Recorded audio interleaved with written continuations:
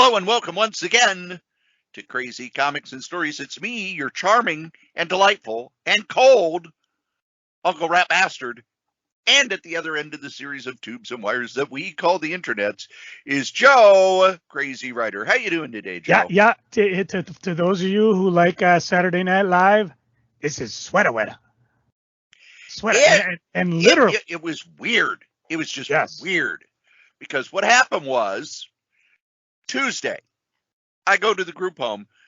I had not been outside since, early in the morning, and I didn't pay a lot of attention to the weather because it's like, okay, is there severe weather coming? No, then who cares? I step outside. It's like stepping off the plane into Houston. It is hot and humid and nasty. It was 80 degrees, and we actually broke a record on Wednesday. The record was set way back in 1865. We hit 91 degrees on Wednesday. The dew point. Tuesday. Yes, Tuesday. I'm sorry. Because, I stayed up late. The dew point, which is more a measure of how much humidity it is. Because everybody talks about relative humidity, which, whatever. 70 degrees, which is like being in the tropics, being in soup. I walked outside briefly because as we talk, I'm a couple days away from the MCBF's Comic-Con where I'm, bringing charity booths and blowing stuff out. So I've got to get outside and do some stuff. And I'm like, no. And the reason why I keep thinking Wednesday, because severe weather did pop up real fast and real close to me. Chris and I were out at dinner and we went outside. We're kind of like, okay, this is the last day of, hot summer. Enjoy it. And it got kind of dark and fast. We got home and it was raining by the time we got home. Beautiful lightning to the north of me. I mean, I put a couple posts on my Facebook page and it was very vivid, just gorgeous. What I didn't realize is about 2 miles. What was it? The shop was about a mile, 2 miles from my house when I had Hot Comics. Yeah. They had golf ball size hail. As it chugged into Wisconsin, it turned into baseball size hail. And the weather forecaster, Ian Leonard on Channel 9 Local, he was like, and you know what goes beyond baseball size? Teacup. Anything bigger than baseball. Oh, I've never heard teacup size. Yeah. I said, that's what they use. And this is deadly stuff. If this hits somebody, it could kill you. And a lot of these people, including my friend, who's, like I said, maybe a mile and a half away from my house, still waiting to get the roof fixed from the last hailstorm that came pummeling through. Fortunately for me, it didn't damage our roof enough to make it worthwhile to fix. I mean, we could probably do it, but we'd run the risk that they'd say, well, it wasn't enough hail. But there were people on social media that were like, I don't have a roof right now, and now the hail's coming down. So yeah, and where Cory was, and in Minneapolis, and even in St. Paul, like I said, I got rain, a little bit of thunder, nothing. So a very strange night for rain. Severe storms, again, tropical pea soup, walking outside. And then, Cory, I'll let you finish the story. So I went out to my car on Tuesday, turned on the car, and in the car, you have your thermometer in the car, said it was 94. Ugh. And, I get to the group home, and my buddy, who I've talked about, wants to go outside desperately. And it's like, dude, you do not want to go outside. And he is able to get to the door to the garage open. He goes into the garage and waits there a minute and then comes back in and slams the door. The next morning I wake up. I have the windows open. I have fans going because when I got home from the group home, it was hot now. I'd already put aside the air conditioning. Your fans going, windows open. I wake up at like 4 a.m. my teeth are chattering. Yes. And I look and it's like, oh, it's 52 degrees. Yep. The high yesterday. So the high Tuesday, 94. The high the next day, 64. A 30-degree drop in one day. Minnesota basically said, okay, today's the last day of summer. We're going to get it all out. All right, it's first day of fall. Screw you. Screw you. We're turning off the heat. It's going to be, as we record this now, let's say outside, it is 60 degrees. It's sunny. It's the time of year. It's officially wear a sweater in the morning and regret it in the afternoon weather. I took a walk to mail out some eBay stuff, and I'll talk about that in a minute. And yeah, it's, I've got my shorts on, I got my t-shirt on, it's nice and sun, and I walk into the shade and I'm like, whoops, that's cold. Back into the sun. Oh, this ain't so bad. Yeah. But it does make me happy that now in the house, I get to wear my hooded sweatshirts.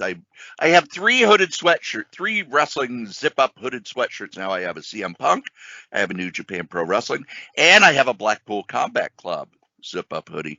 So it's hooded sweatshirt weather in the house, and I'm pretty happy about it. But before it was hooded sweatshirt weather, I went down to Jordan, Minnesota, when it was still, getting into the 80s. Cory went to Jordan. Wait a minute. There's only two things in Jordan.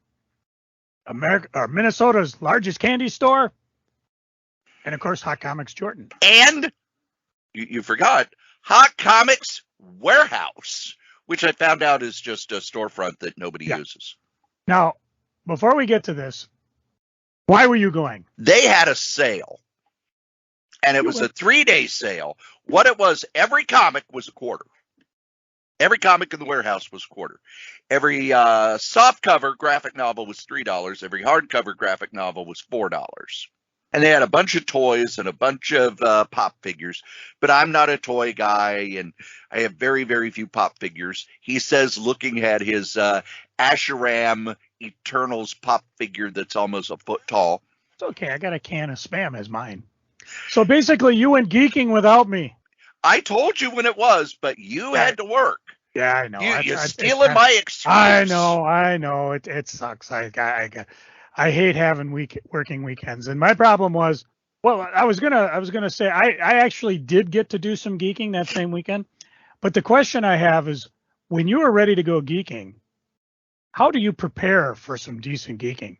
Because I can think of two things to do before you head out geeking. I basically made sure I had a comic box in the car. That's actually an excellent choice, excellent idea.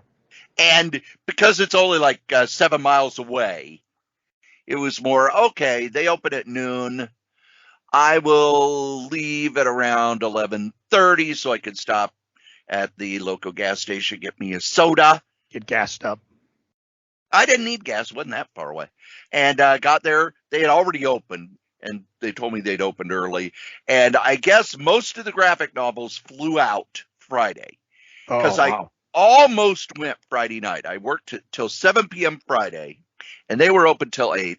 But, man, after a 12-hour shift, even if I'm just sitting here, working on reports and answering calls, it's still exhausting because you're not doing what you want to do. It's why they call it work.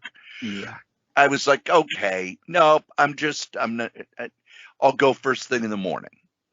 But I guess Friday, they blew out most of the graphic novels, a lot of the toys, but they had, I would say, a good 40 or 50 long boxes full of stuff. So now, see, the difference I would say, when you're going geeking to a store, like we're going to do on Black Friday coming up, it doesn't matter. You can load up on, credit cards, cash, whatever. Whereas when I was going to a con, and therefore I made sure I had cash. Because even though it's real easy to set up a PayPal or a Square account, some people just don't do that. And again, you don't want to be the guy, and I was, that came up and said, okay, I bought $26. Can you bust 100? Fortunately, I got there later and they were able to. But be nice. Have ones, fives, tens, 20s, and then maybe 100 in case you decide you did want to buy that real expensive. Was it busy? Yes. Oh, wow. I was really surprised, and it was one of the reasons why I only stayed there about 90 minutes, which sounds like a long time, but it's 50 long boxes, not in any order whatsoever. Bagged, unbagged? Both. Most of it were bagged and boarded, and a lot of it were DC Comics from the New 52 and Rebirth era. And I'm not talking, onesie twosies. No, it was like, okay, here's Batgirl, 10 of number 4, 10 of number 5, 10 of number 6. And then, okay, somebody just kind of grabbed a handful of 70s books and dropped them in. And then, here's this, and somebody grabbed a handful of 80s books and dropped them in. So you were basically looking through a lot of stuff from the last 10 years, which if they're selling it at 25 cents each, and DC's done, reboot after reboot after reboot, why would people want these back issues other than just to read the story? If I want to know the continuity of blah, blah, blah. Tough shit. It doesn't matter. None of those books happen. Not these, yeah. Never happened. So you've got that you're dealing with. And then by, I would say 12:30, there were so many people that I would go through a box and then have to wait for the next person over to finish and move and basically a box to open up so you could go through it. And it was not, a really big, quote, warehouse, unquote. I forget the name of the people, but the people who have that pop-up sale at the dance studio every few months, there's a lot of room there, even if there's 10 or 12 people, more than enough room to go through stuff. By the time there were 12 people in this little dinky shop, it was crowded. It was hard to get around. Although 200 books, because no, it was more over 200 books because I spent $60. Nice. And just, okay, here's a mini series. Here's every issue of it. Boom. Here's another mini series. Here's every issue of it. Boom. Here's 70s reprint stuff from Marvel. Boom. Here's some Westerns. Boom. I actually was able to get the 6-issue Baxter reprint of Jack Kirby's New Gods. By the way, I already have that. I already have the black and white books. I have the color books. I have the omnibus. But it was, hey, another set of Jack Kirby's New Gods for $1.50. I'll read it and give it away to somebody. Ooh, I'll take it. Mainly because when I was geeking, I found that, but like 2 of the issues were missing, and I'm like, but it's almost worse trying to find books like that when they're missing onesie twosies versus, hey, here's the whole run. Even though I got it worth picking up.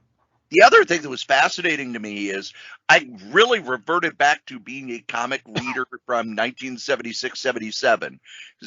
Okay, is this continued? It's not? Okay, good. Is this a complete story? Good. Boom.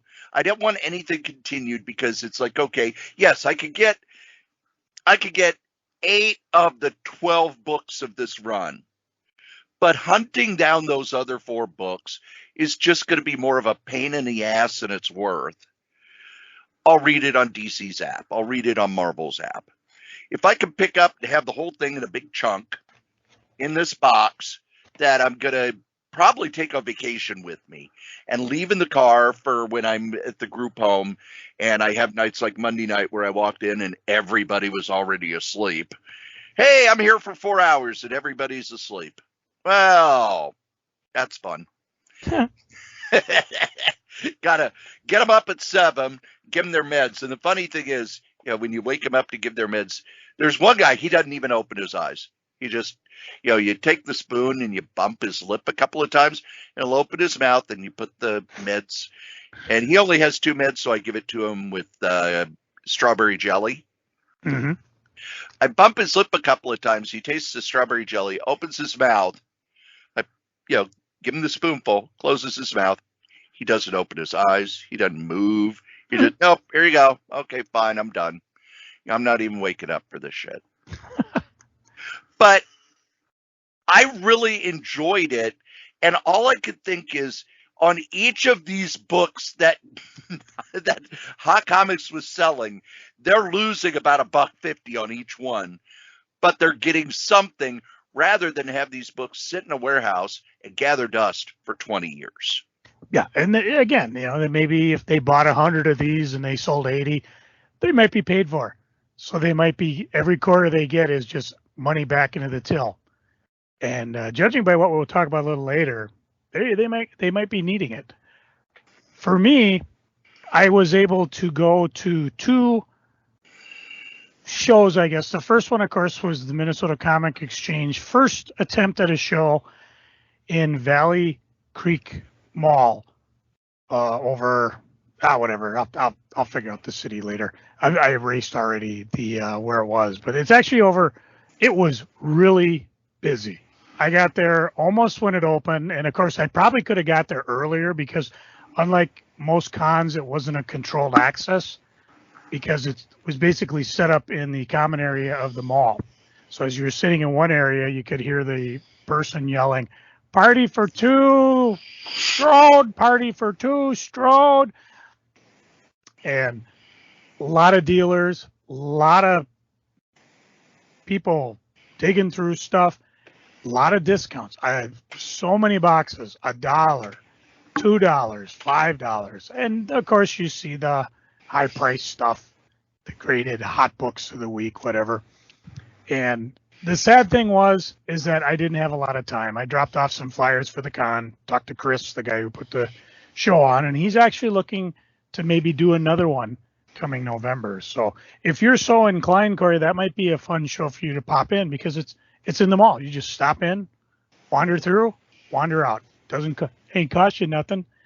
And if I had the time, I would have loved to go digging because people were just blowing stuff out at incredible prices. I picked up, if I can find my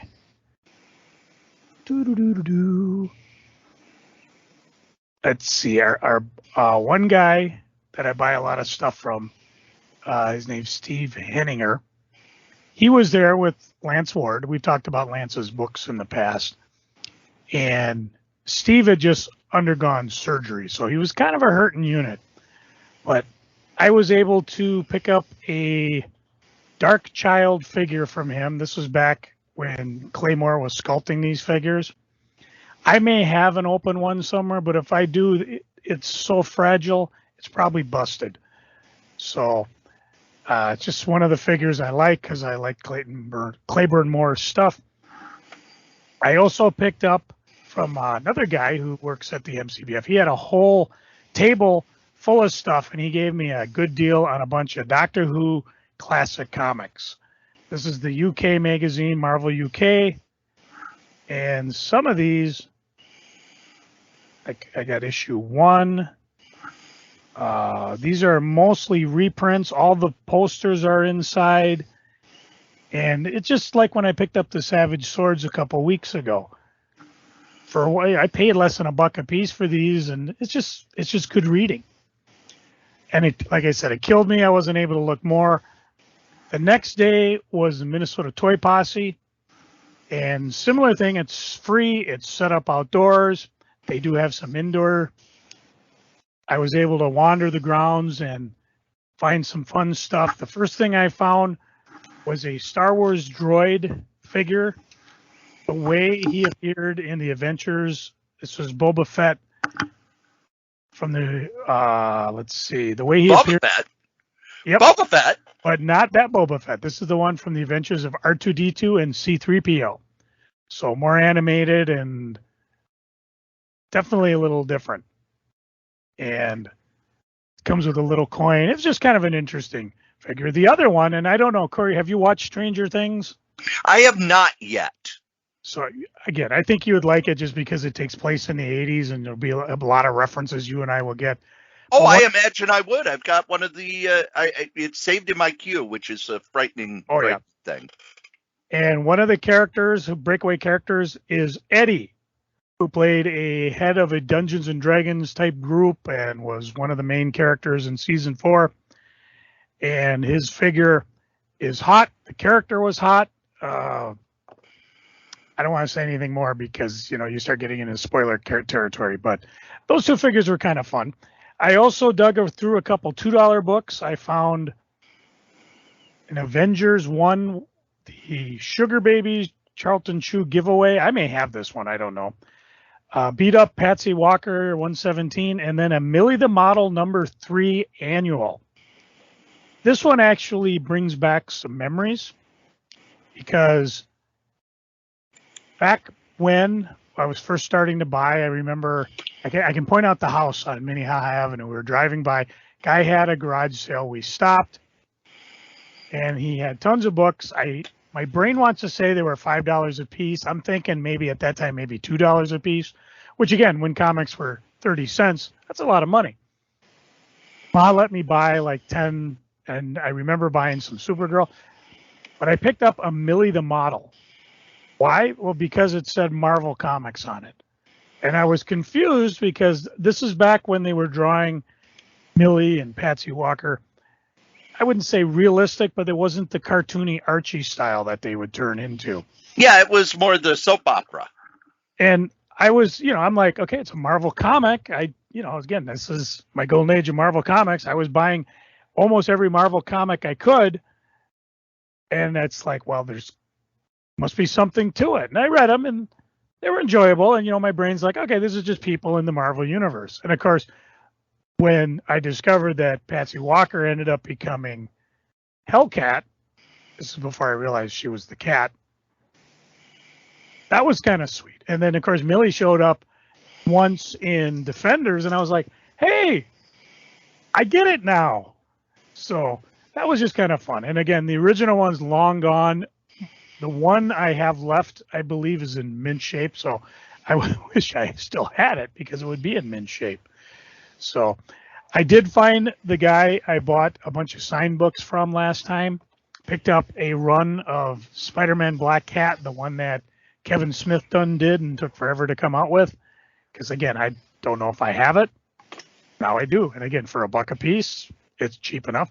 Little disappointed he didn't bring the signed books because, again, I got some cash in my pocket for the upcoming con, and I was willing to drop some. I wanted to pick up a few more signed books, but for whatever reason, he didn't bring them. And I was running out of time. I didn't get a chance to talk to him. So hopefully he'll be at the show coming up. But that wasn't enough for me because nothing I hate more than going somewhere. It's one thing if you just got to go. Uh-oh, pie alarm. I'll be back. No worries, because on hot, sweaty, actually, I shouldn't say hot, sweaty. I didn't go anywhere that day. But the following day on Wednesday, it was so beautiful outside. And I decided to do a little geeking. Just get out of the house. I have everything set for the blowout sale that we'll talk about next week at the MCBA show, which is already passed by the time you hear this here podcast. So I thought, you know what? I'm going to go hit a few shops. I did stop down, and if I can find them, the first thing I did is I went to Level Up Games in St. Paul. This is, if I can find the address, 2493 West 7th Street. They done did a soft opening, so they've actually been open for a couple weeks, and I thought I'd go in and check it out. The thing with Level Up, friendly guy, just awesome guys to talk with, but they're also mostly new stuff. And as you know, I probably have enough new stuff. I did see some older things and a couple other things. Cory, do you remember Free Comic Book Day, One Punch Man comic book? And now we must wait for the pie to cool. So the question was, do you remember the One Punch Man Free Comic Book Day comic? Yes. It's $50. Holy shit! It's his first comic book appearance in America. So if you done got it, pick it out of your pile, put it in a bag and board. Yeah, I was shocked to see that. And I looked online and it's like, yeah, I guess it's going crazy. So I did not pick up that. I'm talking, Cory, because I stopped at Level Up St. Paul down on in Sibley Plaza there. Their grand opening will be September 30th through the October 2nd. They've got all sorts of stuff going on, like on the Friday the 30th, Friday Night Magic. On the 1st, they'll have a modern tournament. On the 2nd, family board games, as well as a Pokemon tournament. For every $25 spent, you get a raffle ticket. So I plan to hopefully go back there. I did pick up a couple things. I picked up a Supergirl 50, the Peter David run, and then they had a bunch of New Adventures of Superboy, which was around 84. Again, not in continuity anymore, but I just enjoy, it's just cheap reading. So I did pick it up.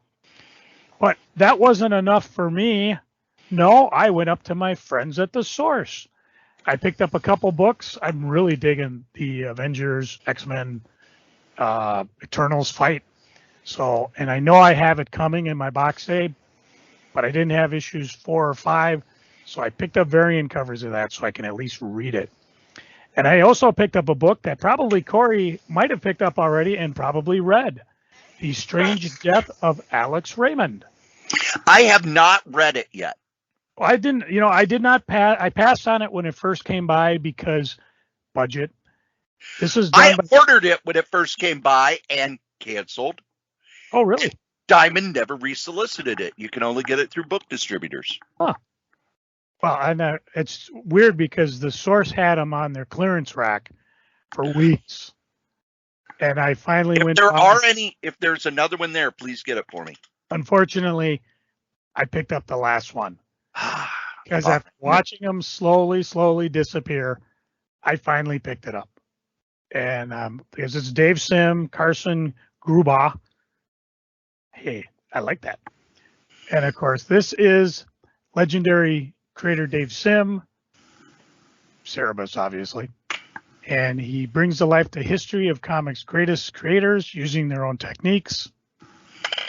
In this case, he's talking about a head-on collision of ink and drawing and spiritual intrigue, pulp comics and movies, history and fiction. Traces the lives and techniques of Alex Raymond, who did Flash Gordon and Rip Kirby, Stan Drake, who's of Julia Jones, and Hal Foster from Prince Valiant, and more. He dissects their method through the creation of their artwork and highlighting the metatextual renaissances that bind them together. Beautiful book. And tell you what, Cory, when I finish reading this, I'll sell it to you or whatever. Because again, I just got it because it was being closed out. The other thing I was eyeballing is I may buy that Alex Ross Fantastic Four Full Circle, because although I have the slipcase edition, the prices on those have gone insane. And I'm like, I just want to read it. I don't really care if it's slipcase. So we'll wait and see. So that was my trip to the Source, but wait, I just don't do normal geeking because next to the Source is Comic College. So I stopped in there and I dug, I look at the new comics and they have their back issues way up high. It's just a cornucopia of, you turn around and you don't know what you're going to see next and you got to look carefully because you know you're going to miss something. But I decided to raid through some of their sets. And I'm just going to rattle off what I bought because some of it I know of, and most of the time I just bought it because I had no idea what it is. First one was from Dark Horse, The World Below, Paul Chadwick, who I know from Concrete, and Ron Randall. Yes, that was a fun book, kind of a Hollow Earth story. Yeah. So, and I figured since it's a complete set, I'll do it. This is one of those cases where I have issues 1 and 2 from Caliber, The Legend of King Arthur Continued. No idea where I could ever find 3 or 4. Well, they had the whole set for $5. Good enough for me. A book from SLG, Slave Labor Graphics, Paris, by Andy Watkins and Simon Gain. Vina, by Eric Therault. I have no idea. It must be self-published, but they got all 5 issues. Rio at Bay, which by Doug Wadley. And this is a Dark Horse one and 2. I don't know if they did any more. This one rings a bell, but I do like a good Western. Again, from Slave Labor. Where's It At? Sugar Rat by Ian Carney, Woodrow Phoenix, 3-issue miniseries. And then another one, which I am not sure if I have in my collection, but for $5, Stanley and His Monster by Phil Folio and Chuck Fiala, which I just remember enjoying the living babibas out of as I read it. So, and that was enough for me. My geeking done. I would behave myself. I passed by 2 half-price bookstores. I didn't stop by the die-cast store because, like I said, I got the con coming up, and I'm like, you know what? I got money in my pocket, money ready to burn. Don't remember where. Okay, that's enough. I don't want Phil Collins calling me and gonna get sued. Now, next week will be doing a geeking too. Yay! What? I miss geeking with you. Where are you going? What you doing? Who are you going? Which shop you heading to? A bunch of them, because I am driving down to Central Illinois, where I grew up. But I'm taking 2 days. I did this a few years ago, and I'm doing it again. I drive down the Great Mississippi River Road. Oh, fun. Now, you would think that I could put that into my GPS, either Waze or Google or whatever, and they go, oh, yeah, we could guide you. No. They can't. So basically what I had to do is create a Google map where it's okay, from here to here, then here to here, then here to here, then here to here, all the way down.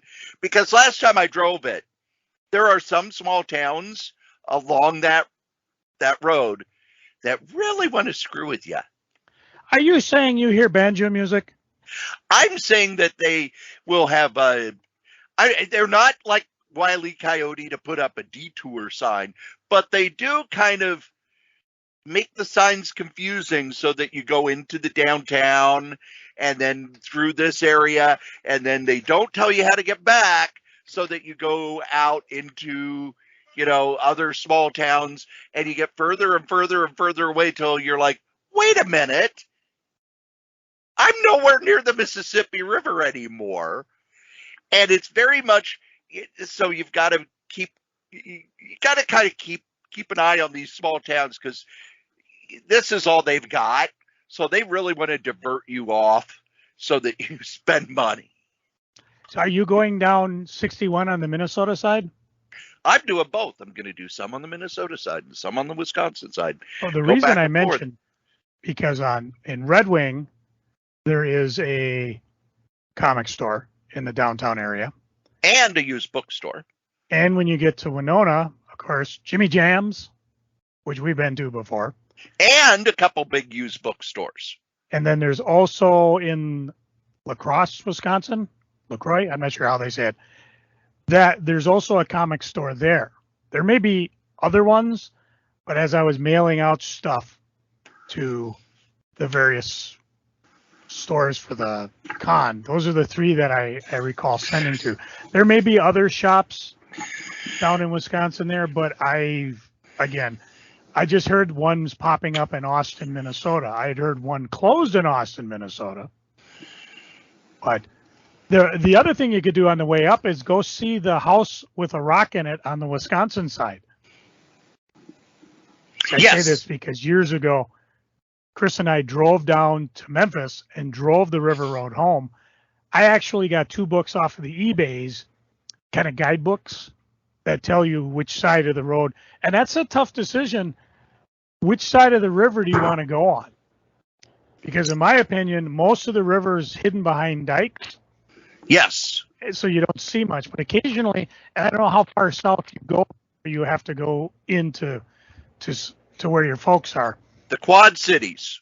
Quad Cities? Okay, so you won't go that far. But, I mean, when you get down to the convergence of the Missouri and the Mississippi, this is St. Louis, so this is way south. You actually get to, like in St. Paul, where you're driving and you can see the river and look at it. Even the Wisconsin, Minnesota side, you can see plenty of the river from the road, which is more fun than. I know the river's behind that because that's a dike. Yeah. So I'm taking 2 days to drive down. Now, I was going to go to the comic shop I've gone to a number of times in Galesburg, Illinois, but I can't. It is no longer there. Oh. They shut down right at the beginning of the pandemic, it looks like. Mm. And is now a weed store. Because weed is legal in Minnesota, in Are you sure Illinois. it's not the same people just selling weeds and comics? No, they have no comics there because I went to the website. Okay. The internet can be your friend.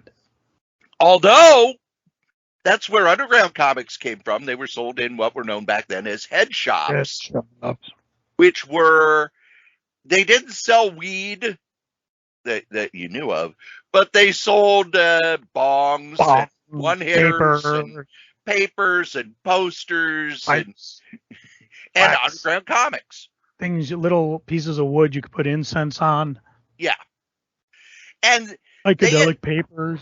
There was one in Macomb, Illinois, I remember as a kid, because that's where my mom would always buy my Lord of the Rings or Frank Frazetta posters for Christmas. Then, of course, when I went to college, it had pretty much, because what it was a magazine newsstand that, sold mass market paperback books and everything, and then weed supplies. But by the time I was in college, weed was no longer cool in the 80s because the young Republicans had taken over the colleges and the little weed section had kind of gone away. So you'd go in and instead it's like all of these, American flag stuff and bumper stickers and, the books and the magazines and stuff like that. They still had incense, but most of that stuff had gone over to a record store called Rockin' Robin's. Tweet, Rockin' Robin's. Where she sold used albums. No CDs yet, just used albums. And I remember her talking about how CDs aren't going to make it, man. The sound just isn't real. But that's my geeking I'm going to be doing. There are a bunch of used bookstores, and most of them talk about how they have older used books, which is what I'm looking for. I like Half Price Book and Magazine, but if you want something from more than 10 years ago, forget it. They're not going to have it. Yeah. You get to even that place up in St. Cloud we like to go to. That's the type of store we want because you want to go do some digging. Joe, we have news. Yeah, I saw. There we go. There's our news theme. Christmas.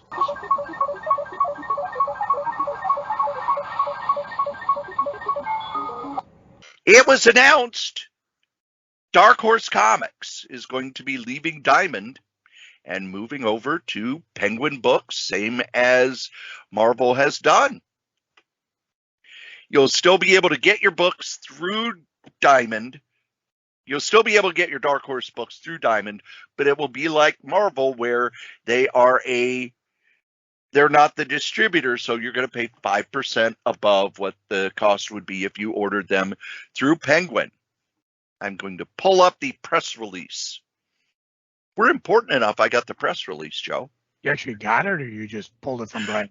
No, I got it. Oh, we're finally, after 12 years, getting on these lists. Somebody. Diamond actually released their statement first to me. Because when I look, it's like Diamond came in, and then 15 minutes later, the press release from Penguin Random House came in. But Diamond said, Dark Horse has been our valued partner for close to 30 years, and we're pleased that Diamond remains a key source for Dark Horse comics and graphic novels to the direct market, domestically and internationally. We're also pleased to maintain our role as a distributor of Dark Horse merchandise worldwide. It is important to note that while Dark Horse is an established name in the industry, the expected impact of this change to Diamond's Dark Horse direct sales represents only approximately 1% of Diamond's top-line sales, inclusive of comics, games, merchandise, and pop culture items. Snap. We are so much more than just comic book distributors. Diamond and all the Geppy family enterprises companies have worked strategically and successfully to diversify over the years, and with our most recent example being the launch of Overstreet Access, an online subscription comic collection management platform and price guide. I remain proud of the role Diamond plays in the industry and steadfast in my commitment to the direct market. I look forward to our continued service of direct and book markets, as well as the continued growth of GFE portfolio of companies. Yep, them Boston Oreos. Woohoo! We're going to make money off them. So it was basically, yeah, Dark Horse is leaving, but fuck them. They weren't selling. Yeah, they're only 1%. Now, the press release from Dark Horse.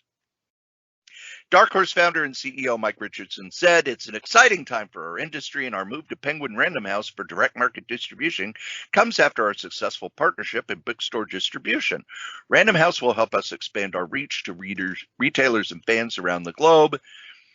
Diamond Distribution has been a key partner for Dark Horse for nearly 30 years. As we move on to this next stage in our company's growth, we want to say thanks to Steve Geppy, Chuck Parker, and the Diamond team. While we will be moving our comics distribution to Penguin Random House, it is important to note that our products will still be available through Diamond as well." Jeff Abram, president of Penguin Random House Publisher Services, said, "We're incredibly proud of our long-standing partnership with Dark Horse and are excited to reach new heights with this expansion. We've grown together in an ever-evolving retail landscape for graphic storytelling, and we see this as the next step in further commitment to supporting Dark Horse, our retail partners, well into the future." Now, most of the stories I read were people saying that Dark Horse was mad when the pandemic shut down comic distribution, which of course is why DC changed their relationship with Diamond, even though, and this is the thing that if this is the reason why they did it, it doesn't make sense to me. The printers weren't publishing comics to give to Diamond to get to stores. I think it's more that Marvel as part of Disney probably did this huge cost analysis and said it is probably better for them to go through Penguin Random House because of all the Disney stuff they do. They're going to get a steeper discount. Penguin kind of leveraged the fact that they're a huge distributor and once in this market they can't get into. But for Dark Horse, I know that they are making far more money off their books than their comics, to the point where I read an article. I even talked about this on the show a few times. Dark Horse, when they lost Star Wars quite a while ago, what are they going to do? What they did, they went into these basically coffee table books for video games, where they have these beautiful books. I've got the ones for Final Fantasy that have production art and stories behind the scenes and all of basically how this game was made. And the comics seem to be kind of a sideline for Dark Horse at this point. Joe, as a retailer, you were involved when everybody was choosing sides during the 90s. Do you get echoes of that in this? I do, from a couple standpoints, mostly listening to Brian Hibbs, because anytime you start playing around with distributors like that, the decision now is going to be, are you going to go with Penguin, who I believe offers free shipping, which is a big game changer. Yes, they do. And they have versus, vastly improved their packing. You don't hear anything about the packing problems you had the first few weeks. And the other problem is even if you didn't, Diamond will probably drop your discount on Dark Horse a few points. And as Brian Hibbs keeps saying, Diamond uses shipping as a profit center. They have not gone into the 21st century with almost every other book distributor offering free shipping. again, they have a model that may be working and they're just too scared, stupid, rigid, put in your own adjective, I don't know what it is, to change it. They could. Matter of fact, they could have been ahead of the curve, but you'd think with, again, I have no idea what Geppy has his fingers in. I suspect Diamond Comics is a small part of it. And if it went away, it may not be any skin off his nose because he's obviously diversified into, the whole Geppy family of business. But I just don't see Diamond making any moves to make it easy for a new retailer to pop up. Whereas you want to go hook up with Diamond, you want to go hook up, or not Diamond, but you want to go up at Penguin or Luna or whoever's left. I don't even know who's left. You can, or go direct, or who knows, maybe selling comics is going to be less of a thing because you certainly can make more via one graphic novel. But even that, not necessarily can make a business stay afloat. Because for every graphic novel sold, eventually there are used graphic novels. I can't tell you the last time I bought a new paperback book because I just jump on eBay. I go to a place like Thrifty Books and they have the same book, $3 to $4, free shipping. No idea how they do it. Because, used books, they buy them at 50 cents. But even shipping, or even a quarter. $3, unless they have a discount deal because they ship so much stuff out of their warehouse with UPS. It has to be. It has to be a discount deal. So again, selling new ones, I always preface this because I have a buddy right now who's really into Sandman and he's looking for used Sandman books. There are none out there. And I told him, I bought him my first one and he really liked it. And I said, well, dude, other than like going to a library, wait.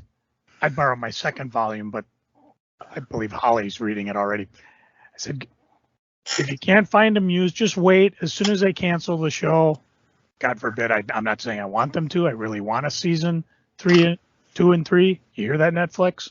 I'm listening. But then they'll show up again because it just moves in cycles. You want to, I don't understand why anybody would buy a new copy of Watchmen. There are hundreds of thousands of used ones out there.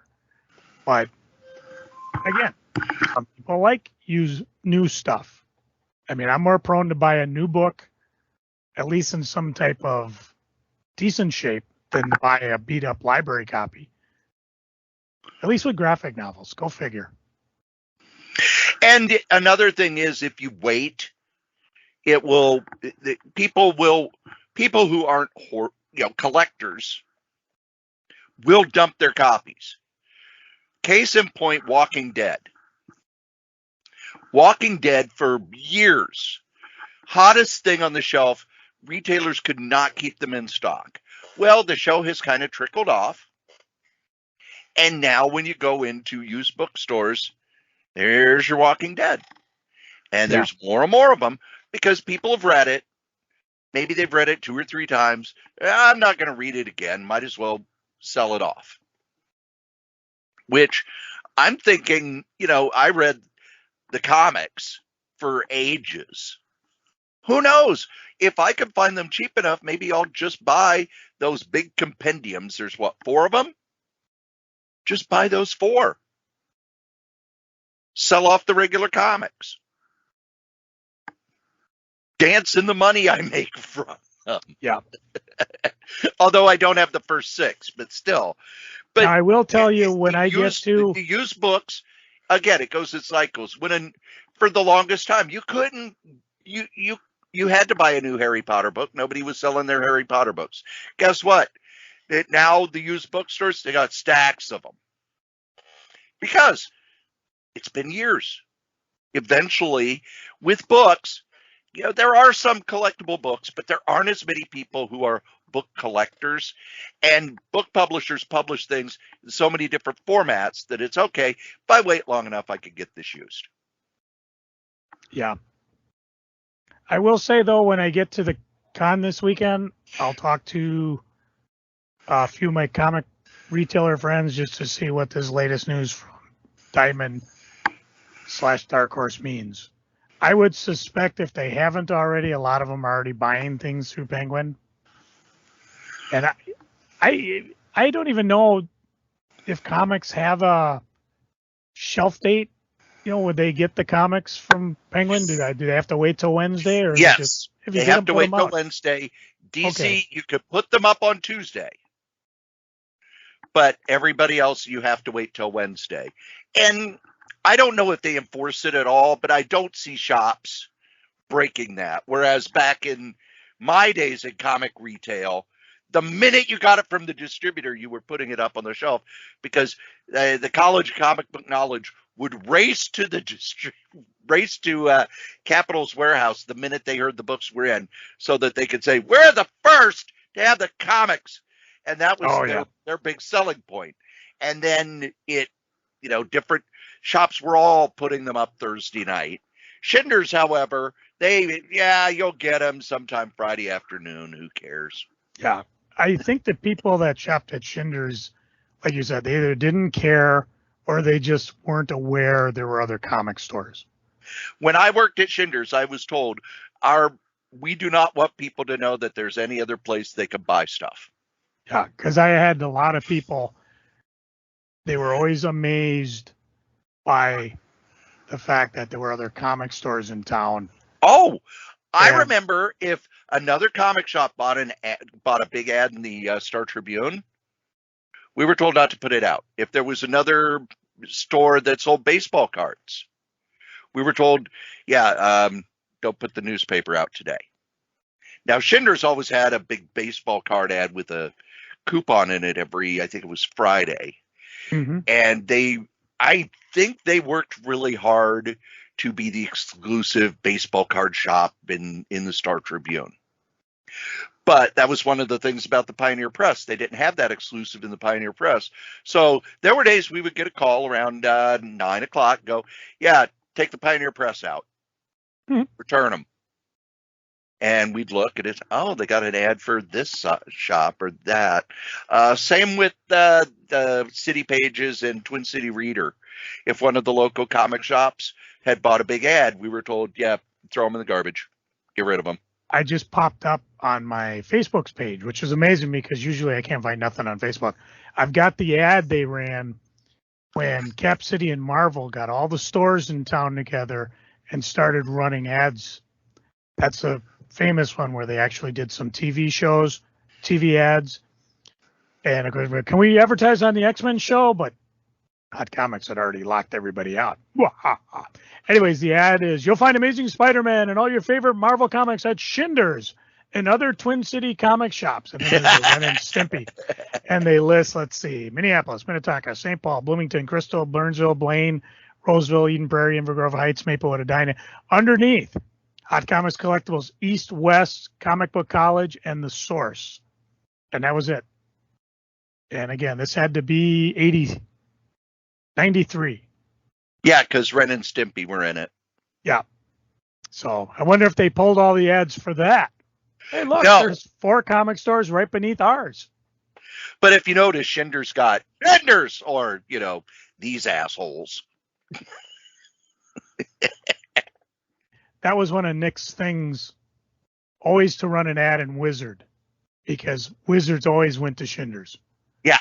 And there was no way they were going to pass up that. So anyways, I was coughing. I had the mute on. Didn't mean to override you.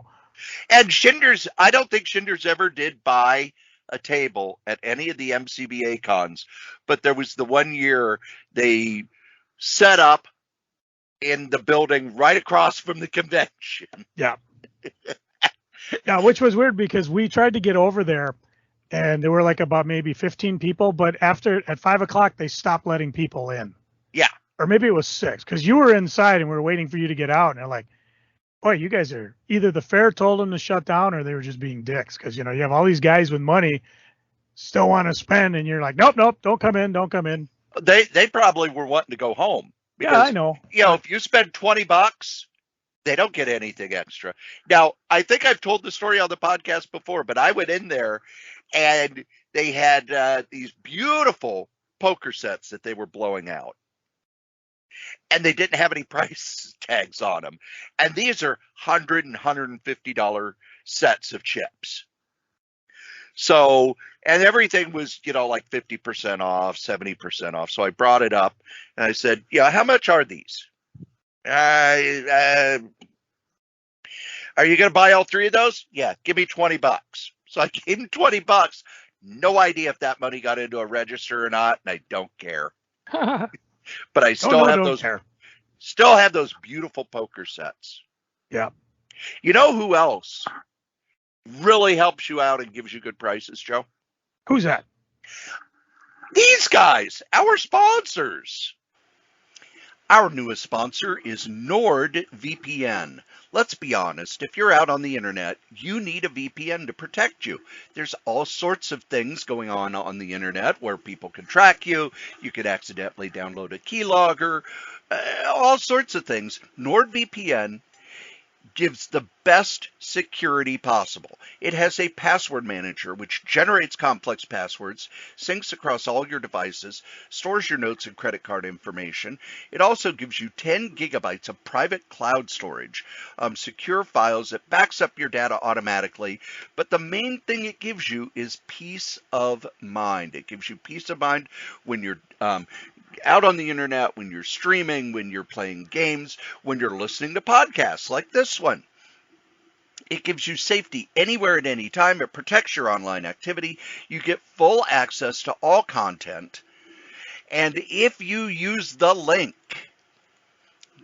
go.nordvpn.net sh3ku, it'll take you to where you can get a great deal for a 1-month plan, a 2-year plan, a 1-year plan.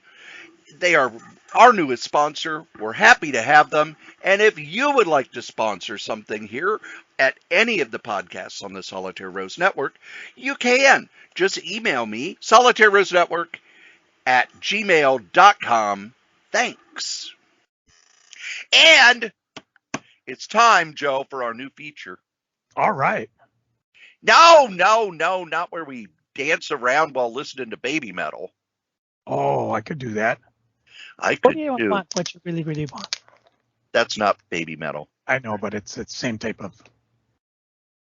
No, baby metal is heavy metal. Yeah, well, I don't have any heavy percussion behind me. Oh. I mean, I've got my glass, but it's not really heavy.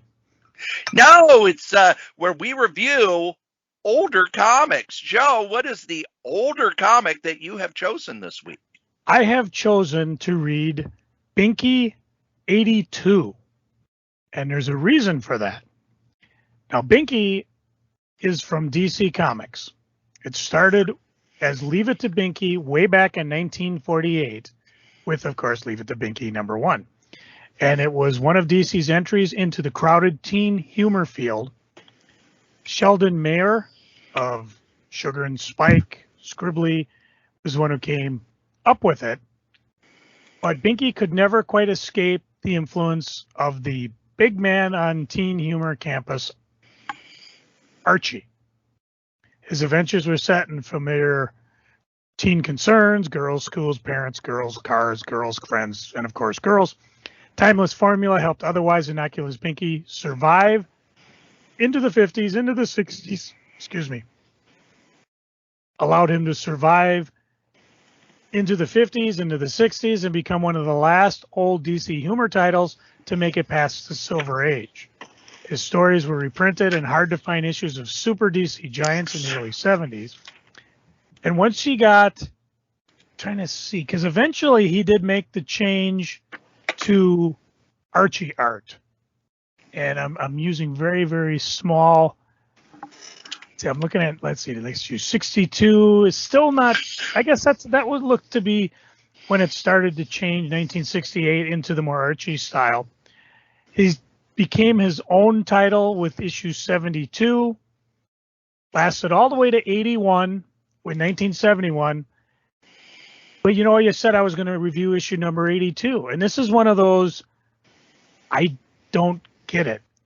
Because issue number 82 came out in 1977 and was a one-shot revival. And that was it. I'm assuming he showed up in backgrounds of other comics, but that was about it. The title basically just starts out. It's got the DC logo, 35-cent cover, and two very much Archie-esque type humor. He's got holding up two signs, one for Pat Fazul, one for Leo Liar, and vote for these. And of course, the two girls, one's for Pat, one's for Leo. He's kissing Binky, trying to figure out. He's like, gosh, it's getting harder to decide who to vote for all the time. Inside page, you can earn prizes or cash the easy Olympic way. Send in a coupon to join the Olympic Sales Club without any dues or any obligations. You could win all sorts of fun things like a motorcycle, Royal Union Motocross dirt bike. You could get a big calendar watch, a tent, a race car slot Tyco set. Let's see, I'm trying to figure out what the hell they were selling. Must have been cards. Oh, imprinted Christmas cards, all occasion cards, stationery, and gifts. I remember sending a coupon of one of these in to give it a shot. Oh, my mouth flipped. Had me turn around, send them back. And I'm like, I sell candy for school. I sell wreaths for the Boy Scouts. I go door to door. I don't mind. Nope. Wanted none of it. Maybe I should have tried grit. Anyways, the whole story, Binky, it's for Wheels, is talking about Binky going against Honest Al's used car. And, of course, Binky buys a lemon, tries to get a refund. And, of course, sorry, kid, no refund. And Binky's attention trying to get either he thought he would make tell everybody the guy's a swindler. So the guy hires Binky to, sell cars for a while. See, there's an ad here for a Crossman powerful BB and pellet gun. Next page was, let's see. Oh, famous Clark bars. Coconut, peanut butter log, crunchy, Zagnut, Clark mint, and of course, Clark itself.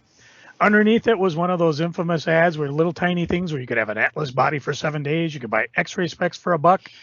Shenanigans go on quite some time. There's actually a Wonder Woman hostess ad where the one gigantic woman grabs Steve and she changes from Diana into Wonder Woman and gives her hostess cream-filled cupcakes.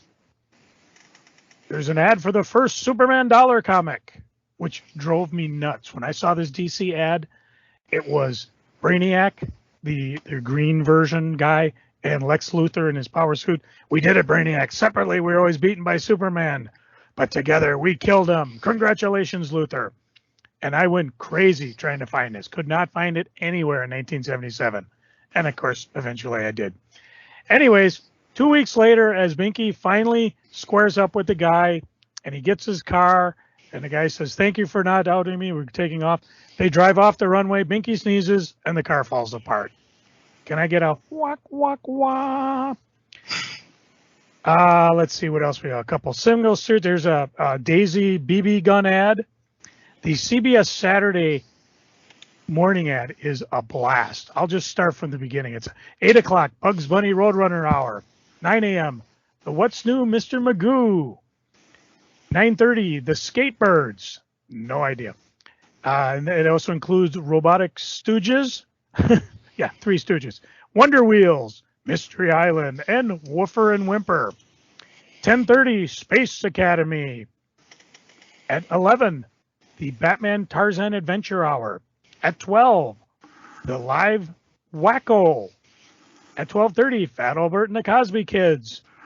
At 1, The Secret of Isis. And at 1:30, the CBS Saturday Film Festival. And of course, in between, in the news. News the way you like it. Short, simple, and interesting throughout the morning. See, a big ad for Superman versus Wonder Woman. It's, I believe, the Treasury size one. The second Binky one is Binky's in the hospital and his friend comes to help him and he's all disturbed. See, we got a Slim Jim ad. And here's something fun. You can subscribe to your favorite DC comics. I'm just looking through the titles. Action, Adventure, Superman, Super Friends, Shazam, Batman, Brave and Bold, Detective, Secret Society of Supervillains, Flash, Aquaman. Welcome Back Cotter, Jonah Hex, Our Fighting Forces, New Gods, Warlord, obviously before the implosion, folks. For 60 cents, you could get Superboy and the Legion, Justice League, Batman Family, or Super Team Family, or the new $1 line, Superman's Family, World's Finest, and that's just some of them. There's a lot more, but it's kind of just a blast to read what was available then. Then a whole full-page ad full of these fun things, comic book for sales, Draw the First Day, Muscles Fast, UFO, Impress Your Friends, Startle Neighbors, for $2.95 guaranteed. Rolling Metals, Illinois. Hey, that's by you, Cory. You could buy a Bionic hand for $1. Let's see. The ad goes on. Apparently, he's in a loony bin, Binky, and he's about to leave. He's being discharged, and then all of a sudden he notices there are 1, 2, 3, 4, 5, 6, 7, 8, 9. Imagine any Archie, Veronica, Josie and the Pussycats, Betty type women. They're all nurses. So what happens? Binky's friends come in. What? Binky had a relapse? Whack, whack, whack. Let's see. The final ads. Crazy David signs. Buy any T-shirt shown for only $4. And you got such stuff like Starsky and Hutch, Led Zeppelin, Kiss, Felix the Cat, Stupid's with Me, I'm with Stupid, Disco Duck. Let's see here, superhero backpacks. You could get a Shazam theme notebook for 69 cents. Superman portfolio 2 for 79 cents. I think these are the girlfriends of Binky Sony. There's the letter page, which is really weird because, again, it was 1971 was the last issue. 1972 is the next one. It's Rings and Arrows they're reprinting. So they must have taken this out of whatever the Green Lantern book was at the moment. Actually, they did. What can I say about Green Lantern 95 except that was a great comic? I'm reading Binky 82, which hasn't been published for 6 years. Let's see. Jeanette Kahn talks about the greatest Superman story ever told, which I believe is the... that's the aforementioned Carrie Bates Superman dollar comic. The final pages, your chance to get super prizes by selling cards. The final one, prizes are cash. The last page is a cartoon ad where AAU superstar flattens his arch enemy, the menacing Mistletoe, because he's wearing a pair of AAA shoes imported by Intermark Shoe Company. So that gives you an idea what a 70s comic was all about. Why? Cory, could you even fathom why they would pull a Binky out of nowhere, put it on the newsstand? Did they just have space, have extra art? I don't even know if it's a reprint, to tell you the truth. It might have been, hey, we got to get this, we want to maintain the copyright, any number of things. That's why you had obscure characters show up in DC all the time. They would go, we need to show these characters every so often in order to retain the copyright. But to run a letter pages from Green Lantern? That might have been just silliness. That's just, or it could be just, hey, we got to fill it with something. And what's fun is when I look at some of these ads, as a kid, I was thinking, oh, X-ray specs. Or, I wish I had 79 cents to send away for the Wonder Woman Superman fight. Did you ever send away for any ads like that? Oh, yeah. Usually for comics. And I bought a couple of things from Heroes World. That's where I got the Spider-Man car. Oh, yeah. Yep. Because they had the Spider-Man Ego, and then it was, I got to get the Spider-Man car. See, I recall buying... And you could tell I hadn't read a lot of Spider-Man because it's like, well, Spider-Man's got to have a car, right? He's got a car, and then I read the issue where the Spider-Mobile tried to kill him. Spider, I've got somewhere over in my pile of stuff, I got the little Hot Wheel car of it, which is really cool. The only thing I recall, like I said, I had the cards thing that my mom shut down and sent back. I did send away for X-ray specs, which were more an optical illusion type thing, which is too bad because, I was in 7th grade and, Hey now. I did send away for 1,001 things you can get for free. And I do recall slowly doing that, sending away self-addressed stamped envelopes and things. I think I talked about it in the past because I'd start getting posters and I'd get samples. I did get like a poster from Jack Daniels, that things that they would just give away. So that was actually kind of fun. And eventually I just got bored with it and I stopped. Like I said, I went maybe a third of the way through it and didn't really send away for tons of stuff.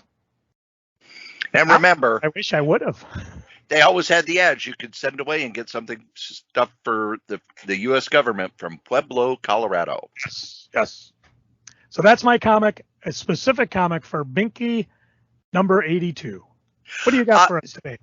Joe, I have the first comic written by Marv Wolfman. Yeah. Not only that, it is the first DC comic edited by Dick Giordano back in the 60s. What was this comic, Joe? Does Joe know? Can Joe win a shiny new dime? I really could use a shiny new dime. Marv Wolfman, what year? 60s? 68. 68. Can I ask Marvel or DC or other? DC. DC. Oh my gosh. Because Dick Giordano. Yeah. Batman family. I don't know. Blackhawk number 242. I got the letter B right. This was right after they had done the story where the Blackhawks had become junk heap heroes. Basically, the Blackhawks were not selling very well in the U.S. They were selling great overseas, but DC was having trouble selling the Blackhawks here in the U.S. So they jumped on the superhero camp superhero bandwagon, turned the Blackhawks into terrible superheroes. Yeah. It did not help sales. So the first thing, Dick Giordano came in. He replaced George Cashton, who had been the editor in charge of that, and was wanting to revamp the Blackhawks. And he found a script from Marv Wolfman that basically fixed everything, turned it back into the type of comic where they are aviator heroes. So he called up Reed Crandall, who'd drawn the Blackhawks back in the 40s. And Reed Crandall said yes. And Giordano said, great. However, Wolfman's script, it was his first script, wasn't in a right format, so they had Bob Haney sort of rewrite it, because Bob Haney worked in the office. He was also an editor. Rewrote it, sent it to Reed Crandall. And they heard nothing, and they heard nothing, and they heard nothing, and they called Reed, and he didn't call him back, and he didn't call him back. And finally, Giordano called somebody who knew Reed Crandall to say, hey, we've got to have this book. It's got to be at the printers by this date. And the person who knew Reed Crandall said that Reed had too much work for, too much commercial work. He didn't have time for it. So Giordano asked if he could send the script back, but then he started thinking, this was before fax machines and emails. It's like, crap, by the time I get the script back and send it to somebody else, it's going to be late before we even start. So he called up the artist Pat Boyette, who'd worked at Carlton with him, asked if he could go over to Reed Crandall's house and get the script. Pat Boyette drew the entire comic over a 3-day period, and he didn't just, pencil it. Pencil, ink, lettered it over a 3-day period, which was insane. Kirby couldn't even work that fast. The story is, it starts off, the Blackhawks were working for this spy organization called George, G period, E period, O period, R period, G period, E. Story starts, the entire headquarters and the mountain it's on were blown up. Oh no. And we see the massive destruction, and who is behind it? A new villain called the Black Mask, So rather than the Blackhawks trying to put together their terrible superhero outfits again, they decide to go back to Black Hawk Island to get their planes out of mothballs and find out what has happened. It basically, all right, we're getting rid of all this stupid crap, going back to what we do. And it is about trying to find out who the Black Mask is, tracking down who he was, looking at the films of the attack. And when they find a Black Mask headquarters, and when they get there, Black Hawk has Black Mask in his sights. But then we hear the origin of the Black Mask.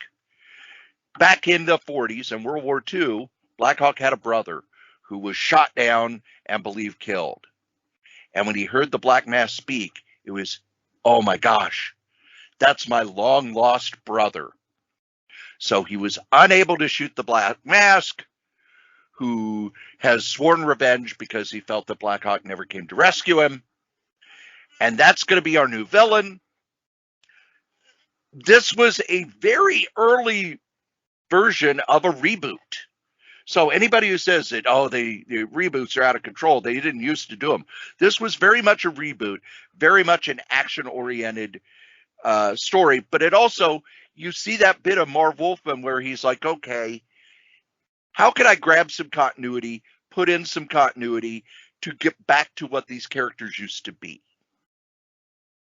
The art by Pat Boyette is rough in places, but there are other pages, such as the splash page with the Black Mask, just beautifully done. And like a lot of artists who worked on Black Hawk, the plane fighting sequences are very well drawn.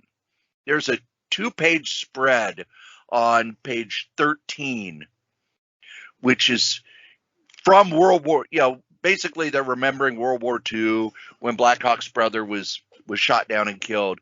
And you could not tell that this was something that somebody drew an entire comic over the weekend. The level of detail and the level of precision in this double-page splash, just beautiful. Great, great action page. There are a lot of pages where characters are kind of blacked out. And what I mean by that is they're far away so that, their entire body's in shadow. So rather than, okay, I got to draw the costume, I got to draw the face, I got to draw this, it's nope, here's a figure, here's what they would look like, ink the whole thing. So you can see things like that where it's a rush. But this was very much we're hitting the reset button, we're giving Black Hawk a new villain. Black Hawk did not tell the rest of his team who Black Mask was, so now they're questioning, why did he let the Black Mask get away? Can we trust him? And really an excellent, excellent comic. And you can tell by the plot that it's Marv Wolfman. It has the same sort of story beats he had in his early DC and early Marvel work. And Bob Haney did the dialogue. So it's that very stilted DC, I'm going to way over explain everything and tell you in the caption what you're looking at. It also brings back the War Wheel, which is basically it's this great big wheel that's 2 stories tall that was used in Black Hawk stories in the 40s, then in the 50s, now again in the 60s, and even when Mark Evanier took it over in the 80s, they used it. If you've never read a Black Hawk comic before, you could pick this up and get the idea of what Black Hawk is. Every one of the members has their little personality quirk. They're from a different country. You've got the Frenchman, you've got the Swede, you've got the older guy from Holland, you've got the guy from Texas. It's really a lot of fun to read. Now, the problem is there was only one more issue before it was canceled. They didn't even get the sales returns on this because the sales had fallen so far under the superhero run, and the overseas markets did not want the superhero run at all.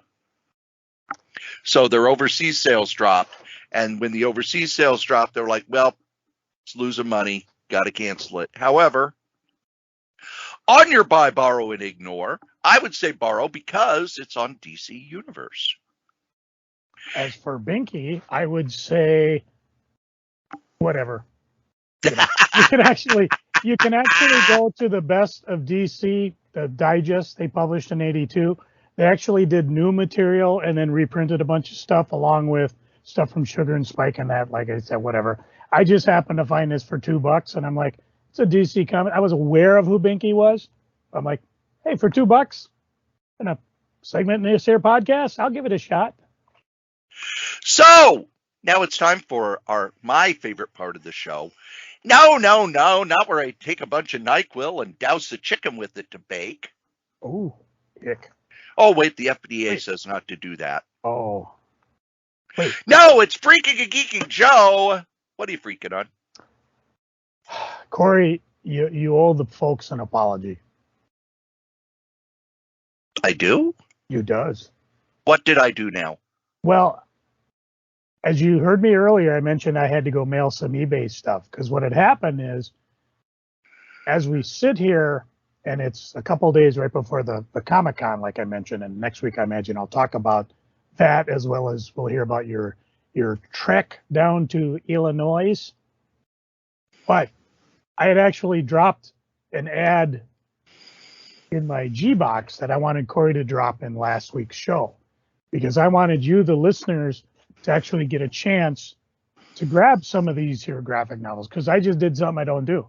I'm just trying to get rid of them, 99 cents a piece. Things that go anywhere from $50. Most of them don't, but some of them did. So I just put them up, and I figured, okay, I'll let the groups I know on the Facebooks, I'll let my podcast listeners know. But I listened to the show, and my ad was nowhere to be found. I'm very freaked on that. Cory, you owe the folks an apology. Joe regrets the error. Anyways, other than that, I'm just, I talked last week trying to find a therapist. Okay. Political Joe. So fast forward 20 seconds. First person who says we got the best healthcare in the world gets bitch slapped because I can't get to a therapist till like December. I want to talk now. I mean, has everybody got troubles? I mean, yeah, it's been a stressful last couple of years, but I was just surprised that I don't know, maybe I'd like to at least meet the person I'm going to talk with and then over the interwebs, but I don't. Shall I read you something that actually ties in with this? Yes. This week, the U.S. Preventive Services Task Force, an advisory group impaneled by the Department of Health and Human Services, issued a recommendation that all Americans under the age of 65 get screened for anxiety. They are going to be sending out a questionnaire to all doctors to add this to your annual checkup. And if you get over a certain score, that's how I was diagnosed. If you get over a certain score, they then say, all right, you've got anxiety disorder. Here are the ways we could treat that. The same way as if they tested your blood and your cholesterol was high, they would go, okay, you've got high cholesterol. How would you like to treat that? Here are your options. So yes, we are all anxious and stressed. I think I'm changing my attitude. If you don't like me, bite me. So I'm a little freaked about that. But that's about it. Cory, what are you freaking on? Well, I've had this really, really big personal issue that I want to talk about. And I've kind of been holding it in for a while. But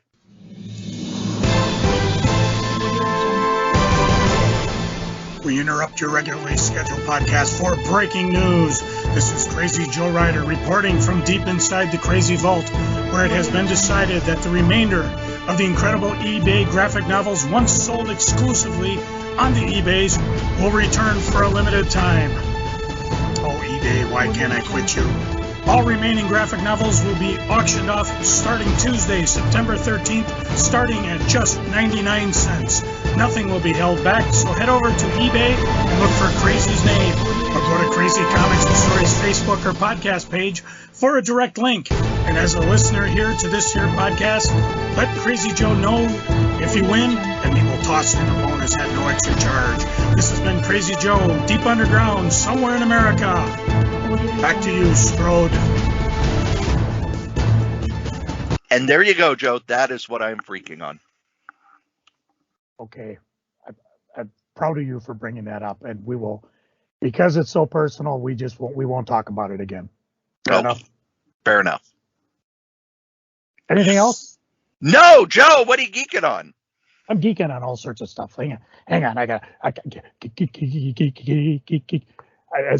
closed all my Facebook windows because I wasn't paying attention. But I have talked in the past. There's a sweet shop that's nearby me, and every time I pass by, they're closed, or they're doing like a what do you call it? A pop-up sale for Valentine's Day, for Halloween, for whatever. Well, I went by the other day. They were open. It's called The Sweet Shop. It's on 935 Maryland Avenue. I believe it's Maryland and Forest, for those of you who know your place. And they're opened up now on a basis. Their hours are Wednesday through Saturday, 12 p.m. to 8 p.m., closed Sunday through Tuesday, which again it helps my diabetes because my new shift at the airport, I'll be off Monday, Tuesday, Wednesday. But anyways, go to thesweetshopllc.com. Tell them you heard it on this here podcast. Not that it matters. And I went in, delightful people. They had, I guess they call them like cakes in a jar. One of them was strawberry shortcake. The other one was chocolate with whipped cream. The other one was banana pudding. And plastic jars with a lid, and I brought 3 of them. It's a strawberry. Holly took the chocolate. Whatever. I ate the banana pudding. Oh, delicious. Cory, if they're open and you're on my side of town, we'll have to stop. They had cookies. They have other things. They also do, I guess you can place orders and things like that. I was just happy to grab some stuff. It was the Tuesday I talked about. They just happened to be open. And it was the day, Wednesday. I'm so confused because I stayed overnight from the super, super hot to the Wednesday when it cooled down. What I was doing was I was waiting because I wanted to shut off the air conditioning, knowing I'd wake up like you did. Oh, I got the air conditioning cranking away and it's 50 degrees outside. But yeah, I went by Wednesday. The cakes were refrigerated, so I had to turn around, drop them off. But yeah, if you get a chance and you're on the east side of St. Paul, check it out. Really, really cool. Parking in the back. Reading-wise, again, if you're following me on Facebook, you see I always post what I'm reading. And I've decided to crack open the X-Men Omnibus just because I've had the urging to read the original stuff that John Byrne and Chris Claremont did. Even the beginning stuff from Dave Cockburn. Cockburn. That's a DJ on one of our local stations. It's actually really good. What I enjoy most is that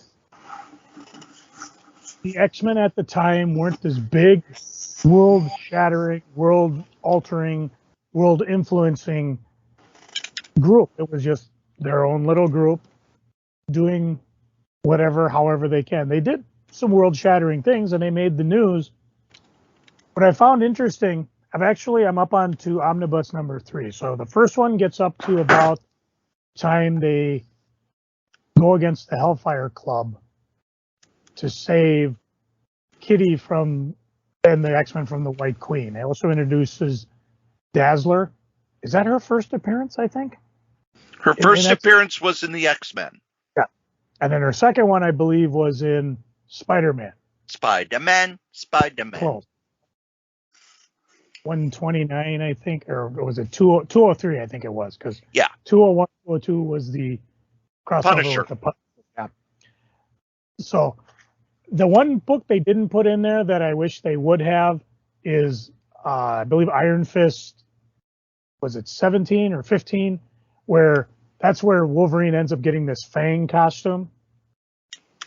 The same Fang who in the 3rd volume ends up getting turned into a brood.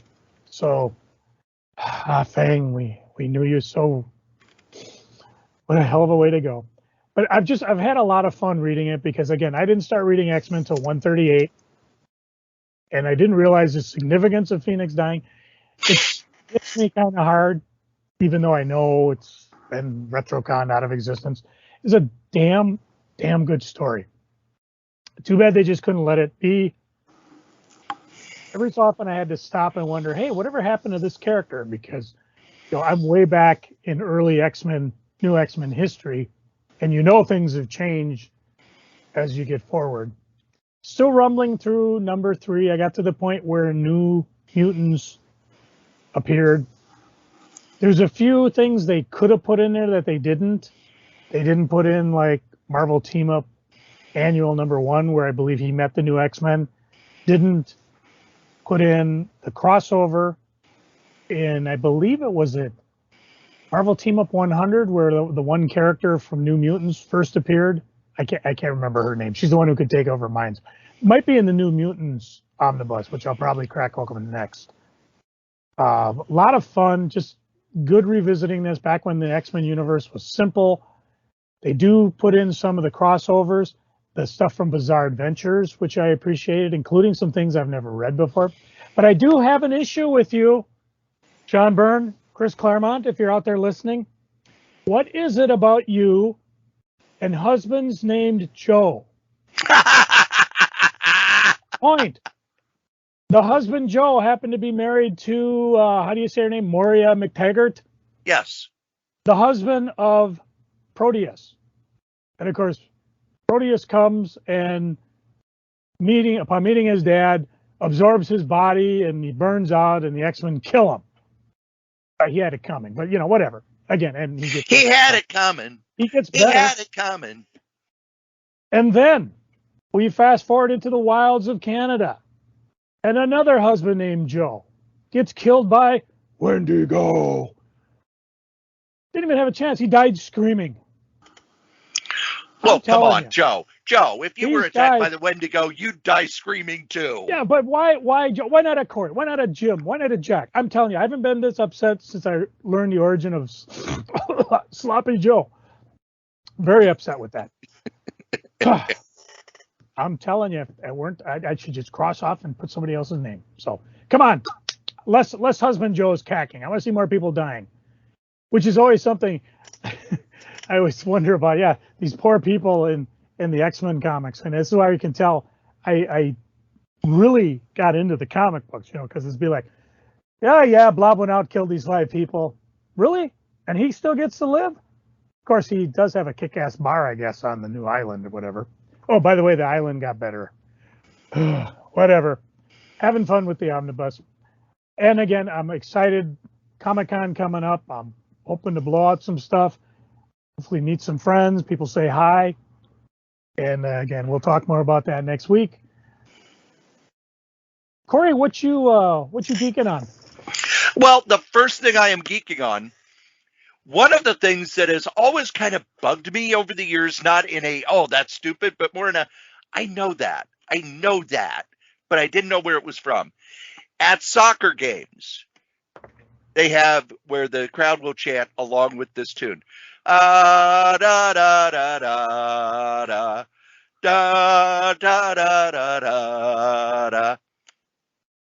And for the longest time, I was like, where is that from? I have no idea where it's from. And then it moved over to wrestling. And last night at AEW's Grand Slam event, there is a tag team called The Acclaimed. And one of the things they do, Joe, do the Vulcan salute. Okay. Now do it with your other hand. Oddly enough, it's hard to do with arthritis, but I got it. Okay, now put your hands together where they're kind of perpendicular to each other. Kind of like nanu? Yeah. Oh, okay. The Acclaimed called this scissoring. I call it Mork and Mindy greeting. Right. So, one of their lines is, "Scissor me!" And the crowd really into it. These guys have become huge baby faces over the years. Now, Billy Gunn used to be with his sons, and Danhausen said, well, if Billy Gunn is Mr. Ass, why are they called the Gun Club? They should be the Ass Boys. Because their dad is Mr. Ass. And the crowd, of course, because the Gun Boys were bad guys, started calling them Ass Boys, Ass Boys. And Billy Gunn, who was their manager, was Daddy Ass. Well, they had a feud between the Gun Club and the Acclaimed. The Acclaimed are the good guys, of course. Billy Gunn got tired of his sons cheating all the time, turned on them, and joined the Acclaimed as their manager. So it is the Acclaimed and Daddy Ass. So they would, after winning a match or after giving a promo, they would go, "Scissor me, Daddy Ass," which now is on T-shirts. Oh. And I really want to report from someone who wears that shirt outside of a wrestling event to see what people in the non-wrestling world think. But last night, they were at the Arthur Ashe Stadium. They had about 20,000 people there. And that song from the soccer games is actually their version of a White Stripes song. So you had 20,000 people at the Arthur Ashe Stadium. Oh, scissor me, daddy. Oh, scissor me, daddy. Oh, my. And I have to explain to friends of mine why that is not sexual. Wrestling is so wonderfully strange, Joe. It is all inside jokes. You know, with Steve Austin doing the what thing. That has persisted for 22 years. And what it was he was on a cell phone talking to Christian, and he couldn't hear what Christian was saying. So he kept going, what? What? What? And Christian, and he did it in a promo to crack Christian up backstage. It's all inside jokes, man. That's all it is.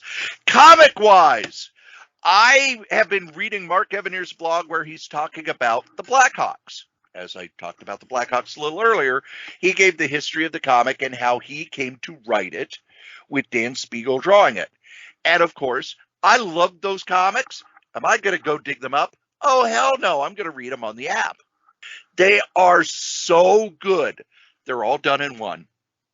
They're drawn by Dan Spiegel, who is amazing. Dan Spiegel, who got his chops working for Dell and Gold Key on every movie and TV tie-in you could think of. Then in the 70s, when that work started drying up, Dan Spiegel at Gold Key, they were like, he can do anything except humor. Well, Mark Evanier started writing Scooby-Doo, and he became friends with Dan Spiegel. And after a couple of bumpy issues, Dan Spiegel became the best Scooby-Doo artist in the world. And then he came over to DC, and now Mark Evanier's telling the behind the stories of the Blackhawk series. Mark Evanier and Dan Spiegel's Blackhawk is so damn good. Go read it now. Now! Even if you are not a person who likes war comics, even if you know nothing about the Blackhawks, it's so good, so well done. And even though they're done in one, characters grow and change over time, because that's what Mark Evanier does. He takes characters who seem like stereotypes and builds them into fully realized people. So loving this comic. Second time I'm reading it. While I was out geeking around at some point in the past few years, I've picked up back issues of Cracked magazine. Whenever I see one that's not, priced stupidly, I will buy it. Joe, I have Cracked number 7. Ooh. From February 1959. The editor is Sol Brodsky. What's on the cover?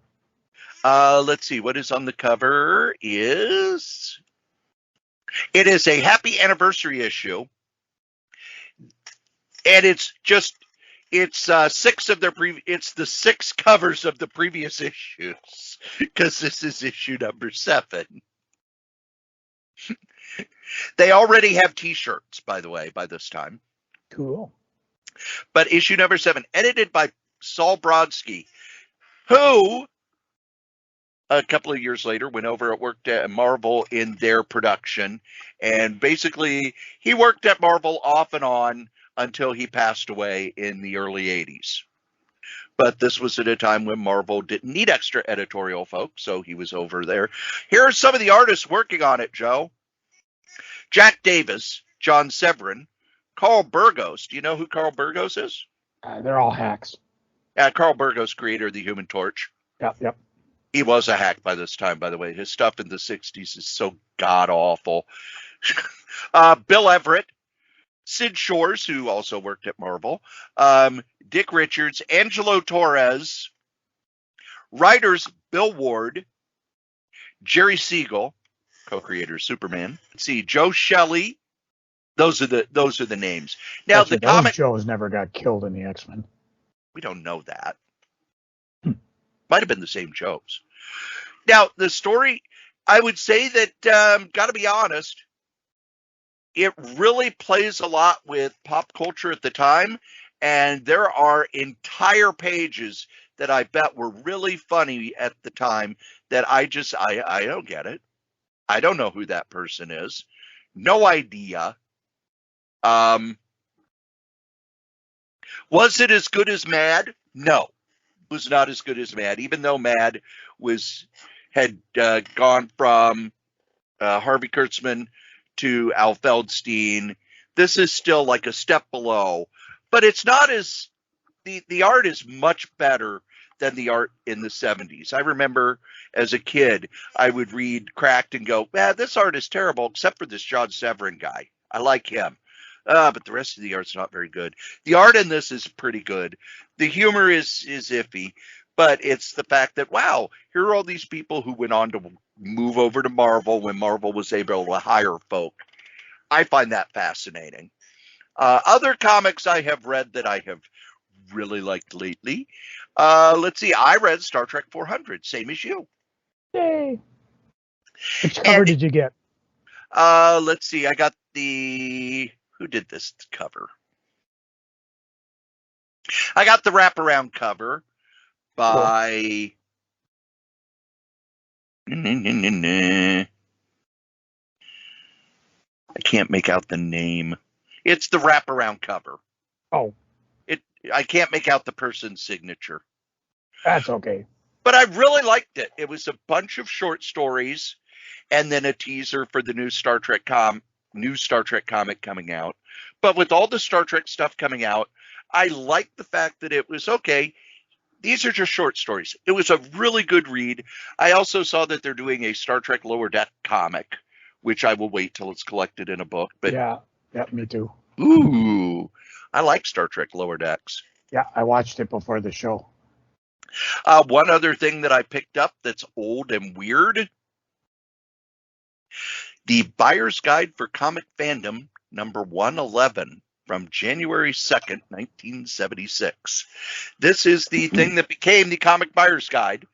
However, this was back in the 70s, 1976, and it is 95% ads. And of course, the ads I find really interesting and really fun. Huge ad for Pacific Comics, drawn by Scott Shaw. This is in 76. Let's see, you've got reprints of the two Shadow Pulps in one book, $2.50.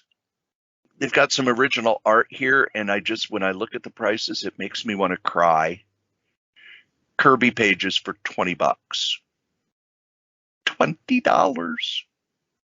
If I would have had $20 back then. Trying to see if there's any other ads that are really, really cool in it. I'm just kind of flipping through here. I will say this. A lot of the ads are not for comics. They're for pulps. But for comics, they have a big list. Okay, Marvel, 25 centers, Joe, such as Tomb of Dracula, number 1 through number 20. Ugh. Fantastic Four, number 65 up to issue 150, 25 cents. Conan. Let's see, do they have any of the high dollar books? Well, all the high dollar books he has are Disney books. Okay, here, expensive stuff. Mad number 7, $10. Shock Suspense Stories number 13, $13. Shock Illustrated, the last one that came out, the Picto Fiction, $7. Two Fisted Tales number 22, $8. Donald Duck 282, $22.50. So there you go. There's an expensive comic for you. To the time machine. All of these books now are hundreds and hundreds of dollars. Let's see. A new comic company, a new black and white magazine by Don Glutt, Ed Vasquez, and Carl Taylor. Don Glutt, who was also working at Marvel at the time, starting to do a startling magazine company. I don't think I ever saw any of that stuff. A lot of baseball cards in here too, by the way.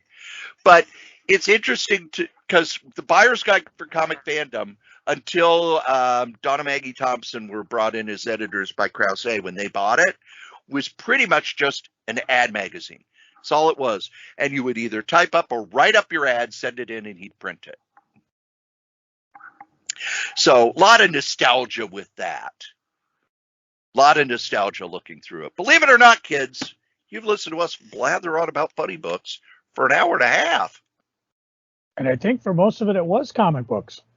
And as we say every single week, the comic we like the least, we still like better the comic that you like the most. Joe? Cory, I do have one question, though. Do you have heat in your place? Yeah, but I'm not turning it on. Okay, because I was worried. I just wanted you to know if you ever get cold, just stand in the corner. They usually have 90 degrees.